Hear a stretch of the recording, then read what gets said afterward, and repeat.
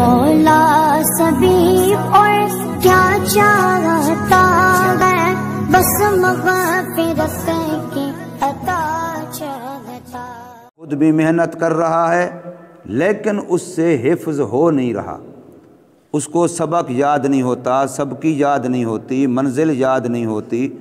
اس کے ساتھ والے حافظ بن گئے لیکن وہ ابھی تک حافظ نہیں بن پا رہا۔ استاذ بھی پریشان، مدرسے والے بھی پریشان، گھر والے بھی پریشان۔ بچہ بھی اچھے کھاتے پیتے گھرانے کا ہے، کوئی اس کو ذہنی کوفت پریشانی بھی نہیں ہے۔ تو بار بار جب مشورہ کیا گیا، بار بار سوچا گیا کہ آخر کیا مسئلہ ہے۔ باقی سارے معاملات میں بچہ چست بھی ہے، چالاک بھی ہے، ذہین بھی ہے، فطین بھی ہے، سمجھدار بھی ہے، لیکن آخر حافظ کیوں نہیں بن رہا؟ تو کئی عرصے کی سوچ و بچار کے بعد پتہ چلا کہ چونکہ اس کے گھر والے آسانی والے، سہولت والے، کھاتے پیتے مالدار ہیں، تو وہ مالدار لوگوں میں یہ بیماری ہے کہ وہ صبح کو جلدی اٹھتے نہیں ہیں، نہ مرد اٹھتے ہیں نہ عورتیں۔ ان کے گھر صبح کے وقت ایسے ہوتے ہیں جیسے ہسپتال ہو، سارے سوئے پڑے ہیں، کوئی بھی ان میں سے اٹھ کر کے اللہ اللہ کرنے والا، نماز پڑھنے والا، وقت پر دین کا کام کرنے والا کوئی نہیں ہے۔ اور یہ ایک نحوست ہوتی ہے، اس سے بے برکتی آتی ہے، گھر میں بے برکتی ہوتی ہے، مال میں بے برکتی ہوتی ہے، کمائی میں بے برکتی ہوتی ہے، عمر میں، زندگی میں، صحت میں بے برکتی ہوتی ہے اس کی وجہ سے۔ حدیث پاک میں تو یہاں تک آتا ہے کہ صبح کی نماز کے فوراً بعد بھی اگر بندہ سو جائے، صبح کی نماز پڑھے فوراً سو جائے، تو اس سے بھی رزق میں بے برکتی آتی ہے، اس سے بھی گھر میں بے برکتی آتی ہے۔ عشاء کی نماز کے بعد دیر تک باتیں دنیا کی کرتے رہنا، اس سے بے برکتی آتی ہے۔ حدیث پاک ہے کہ عشاء کی نماز کے بعد اگر دینی مصروفیات ہے تو ٹھیک، ورنہ جلدی سو جاؤ تاکہ صبح جلدی آرام سے وقت پر اٹھ سکو، اور صبح کی نماز کے بعد نہ سوو، بلکہ کچھ دیر تک دین کا کام، تلاوت ہے، ذکر ہے، یا اپنے گھر کا کام کاج ہے، گھر کی صفائی ہے، وہ کرو۔ تو عشاء کی نماز کے بعد باتیں کرنا دنیاوی، اور صبح کی نماز کے بعد فوراً سو جانا، یہ دونوں باتیں بے برکتی کا ذریعہ بنتی ہیں۔ اور اس وقت ہمارے ہاں ان دونوں میں الٹ ہو رہا ہے۔ عشاء کی نماز کے بعد ہر گھر میں 12 بجے تک سوتا کوئی نہیں ہے، کوئی ڈرامے دیکھ رہا ہے، کوئی یہ کر رہا ہے، کوئی وہ کر رہا ہے۔ آج کل یہ مصیبت ہے، موبائل ہے، ہر ایک نے یہ دیکھنا ہے، یہ لگا ہوا ہے، یہ سوشل میڈیا ہے، فلاں ہے۔ جائز ناجائز کی بات بعد کی ہے، لیکن بہرحال سونے والا معمول، جلدی والا، عشاء کے بعد والا، وہ ختم ہو گیا ہے مسلمانوں میں۔ اور صبح کی نماز کے وقت نماز پڑھ کے سونا تو دور کی بات، سرے سے اٹھتا ہی کوئی نماز کے لیے۔ تو یہ دونوں باتیں نحوست کا ذریعہ۔ تو وہاں یہ معمول تھا کہ اٹھتا تو تھا کوئی نہیں، بچے نے مدرسے جانا ہے پڑھنے کے لیے، تو پھر اس کو کہتے کہ ٹھیک ہے یہ پیسے رکھے ہیں اور تو راستے میں فلاں جگہ ہوٹل پہ ناشتہ کر لینا اور اس کے بعد مدرسے چلا جانا۔ اب وہ پتہ چلا کہ جو وہ بازار کا ناشتہ کرتا ہے، ہوٹل کا ناشتہ کرتا ہے، یہ اس کی نحوست ہے کہ بچہ محنت کے باوجود بھی قرآن مجید کا حافظ نہیں بن پا رہا، تو یہ اس کی نحوست ہے۔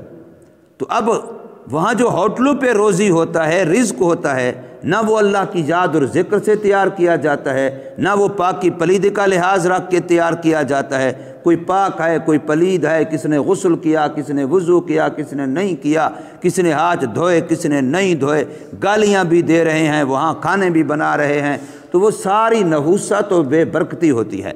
ہمارے پیر سے رحمت اللہ تعالی، میں نے اپنی آنکھوں سے یہ 3 سال تک ان کے ساتھ رہا، چاہے وہ شیخو پورہ سے بلوچستان کا سفر کیا ہے، تب بھی کہیں ہوٹل کا کھانا پینا چائے نہیں کیا، اپنے ساتھ رکھا، یا آگے جہاں کوئی اللہ والا مرید تعلق والا تھا اس کو پہلے سے اطلاع دی کہ ہم فلاں وقت آپ کے پاس پہنچیں گے اور ہم نے کھانا کھانا ہے یا ناشتہ کرنا ہے وہاں کریں گے، چاہے وہ کئی 100 کلومیٹر کا سفر بھی کرنا پڑ گیا، تب بھی کبھی ہوٹل کا کھانا پینا بالکل نہیں کرتے تھے، اور فرماتے تھے کہ اس سے ہماری کئی مہینوں کی جو ریاضت ہے، مجاہدہ ہے، محنت ہے، ذکر کی برکتیں ہیں، وہ ساری ختم ہو جاتی ہیں۔ اس کھانے میں اتنی نحوست ہوتی ہے۔ اس لیے گھر کے سوار میں یا گھر کے افراد کے نیک بنانے میں عورت کا بڑا دخل ہوتا ہے۔ عورت اگر اللہ والی بن جائے کہ وہ گھر میں جھاڑو دے رہی ہے تو ذکر کر رہی ہے، گھر میں کپڑے دھو رہی ہے تو ذکر کر رہی ہے، گھر کے اندر کھانا بنا رہی ہے تو اللہ اللہ کر رہی ہے، سبحان اللہ کہہ رہی ہے، الحمدللہ کہہ رہی ہے، بسم اللہ کہہ رہی ہے، اچھے انداز سے وہ سارے کام گھر کے کر رہی ہے، آٹا گوندتے ہوئے، چائے بناتے ہوئے، کھانا پکاتے ہوئے، تو یاد رکھیے اس سے گھر کے ہر فرد کے اندر نیک ہونا بنتا ہے۔ خود بخود بچے نیک بنتے ہیں، مردوں کو نیکی کی توفیق ہوتی ہے، بچیوں کو نیکی کی توفیق ہوتی ہے۔ گھر کا ماحول جو بنتا ہے وہ عورت سے بنتا ہے۔ اس لیے ہمارے ہاں یہ بات مشہور ہے، ایک مرد کا سنورنا وہ فرد کا سنورنا ہے، اور ایک عورت کا سنورنا وہ گھر اور خاندان کا سنورنا ہے۔ ایک عورت اگر دینی تعلیم حاصل کر لیتی ہے، دین کے ساتھ وابستہ ہو جاتی ہے، تو ایک عورت کا سنورنا وہ ایک خاندان کا سنورنا بن جاتا ہے، وہ ایک گھر کا سنورنا بن جاتا ہے۔ اس لیے کہ ماں ہی تو سب سے پہلا تربیت کا ادارہ ہوتا ہے، ماں ہی کی گود سب سے پہلا مدرسہ ہوتا ہے، سب سے پہلے بچے نے ٹریننگ وہ ماں کی گود میں لینی ہوتی ہے۔ میں نے یہاں واقعات سنائے تھے کہ پیر ذوالفقار صاحب رحمت المدذل العالی نے اپنے گھر کا واقعہ سنایا ہے کہ میرے گھر میں میں اپنے کمرے میں بیٹھا کتاب پڑھ رہا ہوں، دوسری طرف بچے کے رونے کی آواز آ رہی ہے اور بچے کا رونا مجھے اچھا نہیں لگتا، میں فوراً اٹھا اور اپنی بہو کو آواز دی کہ وہ بچہ کیوں رو رہا ہے، بچہ کیوں رو رہا ہے؟ تو وہ کہتی ہے کہ بچہ اس لیے رو رہا ہے کہ اس کے سونے کا وقت ہے، اور وہ جب سوتا ہے تو میں نے جب سے میری گود میں آیا پیدا ہوا، جب میں اسے سلاتی ہوں تو اس وقت میں سونے کی دعا پڑھتی ہوں، اللہم انی باسمک اموت و احیا، اور اس انداز سے اس کو ہاتھ پھیرتی ہوں، اس کی لوری دیتی ہوں، تو وہ اسی دعا سنتے سنتے اس کو نیند آ جاتی ہے۔ اب میں چونکہ دور ہوں، کام کر رہی ہوں، اور وہ سونا چاہتا ہے تو وہ رو بھی رہا ہے اور کہہ رہا ہے اموت و احیا، اموت و احیا، اموت و احیا۔ اس نے اس دعا والے لفظوں کو یاد کر کے سونے کا نام ہی اموت و احیا رکھ دیا ہے۔ اب میں جاؤں گی، وہ دعا پڑھوں گی، پھر اس کو سکون آئے گا، تب وہ سوئے گا۔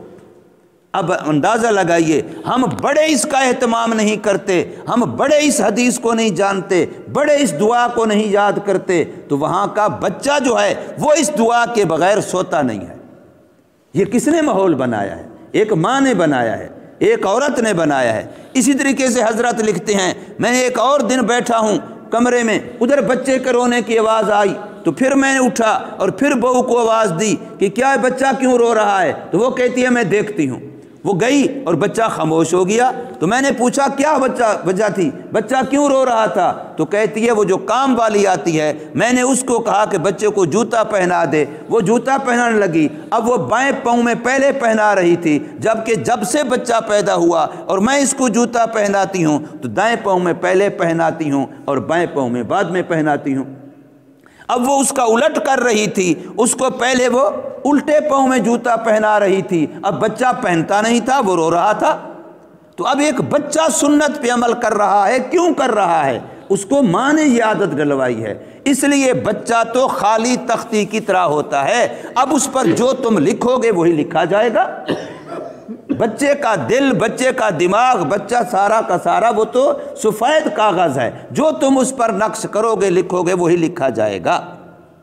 اس لیے گھروں کے اندر یہ تربیت ضروری ہے۔